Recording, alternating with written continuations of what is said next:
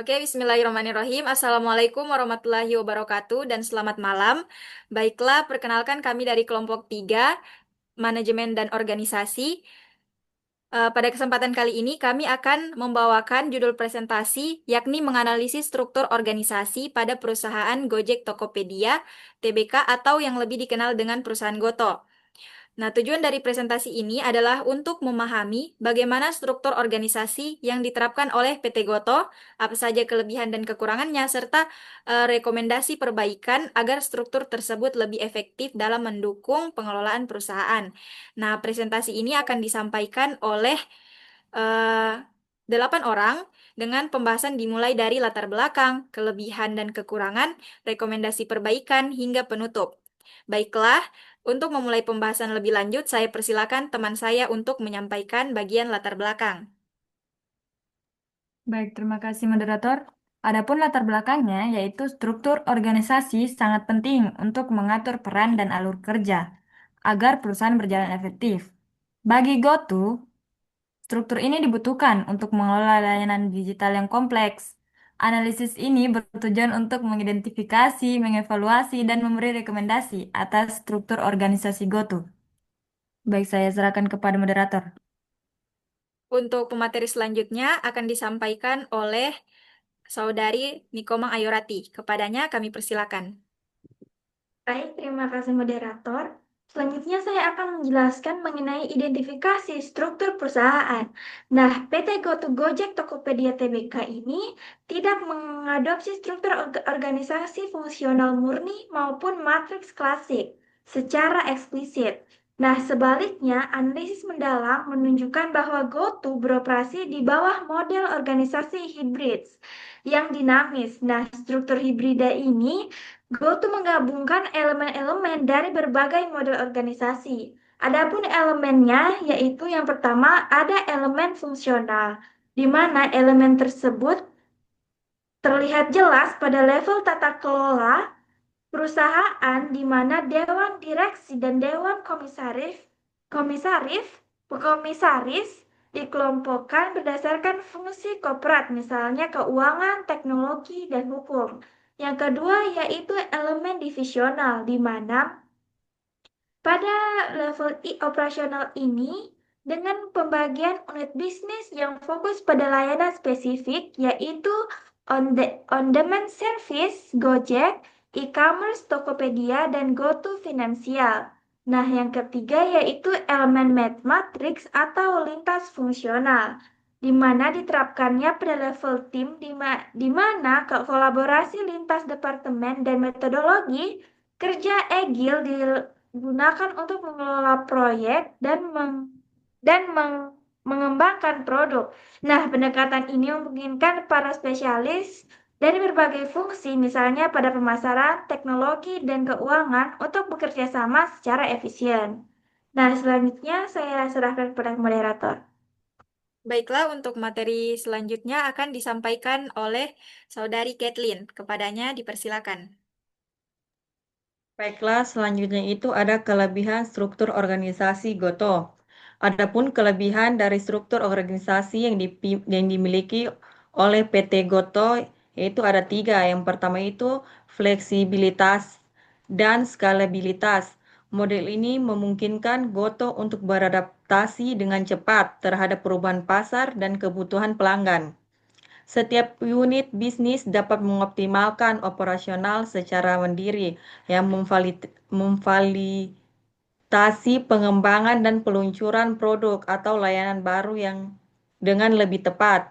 Yang kedua itu ada fokus bisnis yang lebih baik. Dengan pimpinan yang berdedikasi untuk setiap unit bisnis, terdapat akuntabilitas yang jelas dan fokus yang tajam pada pertumbuhan dan profitabilitas di setiap lini. Dan yang terakhir ada sinergi ekosistem meskipun beroperasi sebagai unit-unit terpisah, elemen lintas fungsional dari struktur ini memastikan bahwa tim dapat berkolaborasi pada proyek-proyek melintas berbagai layanan. Hal ini memaksimalkan nilai dari merger, dan mendorong sinergi yang menjadi visi utama perusahaan. Saya kembalikan kepada moderator. Baiklah, untuk materi selanjutnya, yakni kekurangan struktur organisasi Goto, akan disampaikan oleh Saudara Muhammad Andika Dinata. Kepadanya dipersilakan. Selanjutnya, kekurangan struktur organisasi Goto. Baik, yang pertama, potensi konflik antar unit, di mana dengan adanya unit bisnis yang berbeda, potensi terjadinya konflik dalam alokasi sumber daya atau prioritas strategis dapat meningkat. Tanpa mekanisme resolusi konflik yang jelas, hal ini dapat mengganggu sinergi yang diharapkan. Yang kedua, komunikasi yang kompleks. Meskipun tim lintas fungsional dirancang untuk meningkatkan komunikasi, kompleksitas yang melekat pada banyak jalur komunikasi dapat menimbulkan miskomunikasi jika tidak dikelola dengan sistem yang terintegrasi.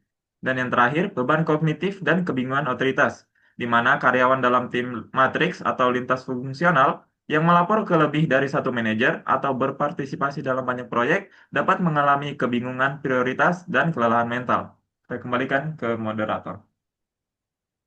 Materi selanjutnya akan disampaikan oleh Ifdal M. Wajib. Kepadanya dipersilakan.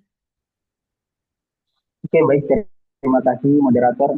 Jadi saya akan menjelaskan tentang rekomendasi perbaikan. Di sini ada 4 poin penting. Yang pertama itu peningkatan komunikasi dan transparansi, yaitu menerapkan alat manajemen proyek terintegrasi seperti Jira dapat membantu memastikan semua pihak memiliki visibilitas yang jelas atas kemajuan proyek, peran, dan tanggung jawab. Yang kedua yaitu penguatan mekanisme resolusi konflik atau mengembangkan protokol dan forum yang jelas untuk menyelesaikan perbedaan pendapat antar unit bisnis. Hal ini dapat membantu menjaga hubungan kerja yang harmonis dan terfokus pada tujuan bersama. Kembalikan. Kemudian untuk lanjutan dari rekomendasi perbaikan akan disampaikan oleh Jonathan Jason. Kepadanya dipersilakan. Baik, yang menjadi salah satu juga dari rekomendasi perbaikan kami yaitu yang pertama pembinaan kepemimpinan. Yang dimana pembinaan kepemimpinan itu yaitu memberikan pelatihan khusus kepada manajer proyek dan manajer fungsional untuk mengelola dinamika yang kompleks dalam tim hibrida. Selanjutnya membangun budaya yang kuat, yaitu memelihara dan memperkuat budaya perusahaan yang berfokus pada kolaborasi, kepemilikan, dan kepercayaan. Kepercayaan yang tinggi di antara tim adalah fondasi yang mengurangi dokumentasi yang berlebihan dan proses defensif yang memperlambat pekerjaan. Untuk selanjutnya akan disampaikan oleh Sandy Putra Siloam. Kepadanya kami persilakan. Oke, di sini saya akan menjelaskan struktur organisasi dari GoTo. Jadi seperti yang dijelaskan teman saya tadi, GoTo itu menggunakan struktur organisasi hibrida, yaitu menggabungkan elemen fungsional, divisional, dan matriks. Nah, pada level pertama itu, yaitu struktur fungsional di bagian paling atas pada bagan ini, kita dapat melihat hierarki manajemen puncak. Yang paling atas itu ada General Meeting of Shareholders, adalah otoritas tertinggi yang mewakili para pemilik perusahaan, yaitu pemegang saham. Nah, terus di bawahnya itu ada Dewan Komisaris. Dewan Komisaris ini bertanggung jawab untuk mengawasi dan memberikan nasihat kepada Dewan Direksi. Nah, di bawahnya Dewan Komisaris ada Dewan Direksi. Dewan Direksi ini adalah badan eksekutif yang bertanggung jawab atas pengelola harian perusahaan. Posisi-posisi di sini itu seperti CEO, Chief of Financial Officer, Chief of Operating Officer, dan Chief Technology Officer. Nah, yang kedua itu pada level struktur divisional di bagian bawah Dewan Direksi itu ada bagan yang menunjukkan pembagian yang jelas menjadi 3 unit bisnis utama. Ini adalah ciri khas dari struktur divisional. Setiap unit bisnis ini memiliki fokus dan kepemimpinan yang berdedikasi. Seperti pada bagian yang dipimpin oleh Catherine Hindra Sutajo yang memimpin bisnis layanan on demand seperti transportasi dan pengiriman. Ada juga bagian ketiga yaitu struktur matriks pada level kolaborasi, meskipun tidak terwakili secara eksplisit sebagai kotak terpisah di bagan, Operasional GoTo mengandalkan kolaborasi lintas fungsional. Hal ini diimplikasikan oleh kebutuhan perusahaan teknologi untuk menghindari silo antar departemen. Tim lintas fungsional dalam model hibrida GoTo pada spesialis dari berbagai fungsi, misalnya pemasaran, teknologi, dan keuangan, bekerja sama dalam tim untuk mengelola proyek dan mengembangkan produk. Contohnya sinergi yang memungkinkan pengguna GoTo untuk memesan pesanan melalui GoFood. Kolaborasi ini memaksimalkan penggunaan sumber daya dan mempercepat penyelesaian. Oke, saya kembalikan kepada moderator. Baiklah, untuk penutup atau kesimpulan akan disampaikan oleh Saudara Muhammad Andi Rizky. Kepadanya dipersilakan. Ya baik, terima kasih moderator. Jadi, dari hasil presentasi yang kami sampaikan, dapat disimpulkan bahwa struktur organisasi PT Goto Gojek Tokopedia Tbk bersifat hibrida yang menggabungkan elemen fungsional, divisional, dan lintas fungsional. Struktur ini memberikan banyak kelebihan, terutama dalam hal fleksibilitas, fokus bisnis yang lebih jelas, serta terciptanya sinergi ekosistem digital yang mendukung visi besar perusahaan. Namun, struktur ini juga memiliki tantangan seperti potensi konflik antar unit, komunikasi yang kompleks, serta beban kognitif bagi karyawan. Oleh karena itu, diperlukan upaya perbaikan melalui penguatan komunikasi, mekanisme resolusi konflik yang efektif, pembinaan kepemimpinan, dan pembangunan budaya kolaboratif yang kuat. Baik, saya kembalikan kepada moderator. Jadi mungkin itu saja presentasi dari kelompok kami. Lebih dan kurangnya mohon dimaafkan. Kami akhiri dengan ucapan wabillahi taufiq walhidayah. Wassalamualaikum warahmatullahi wabarakatuh.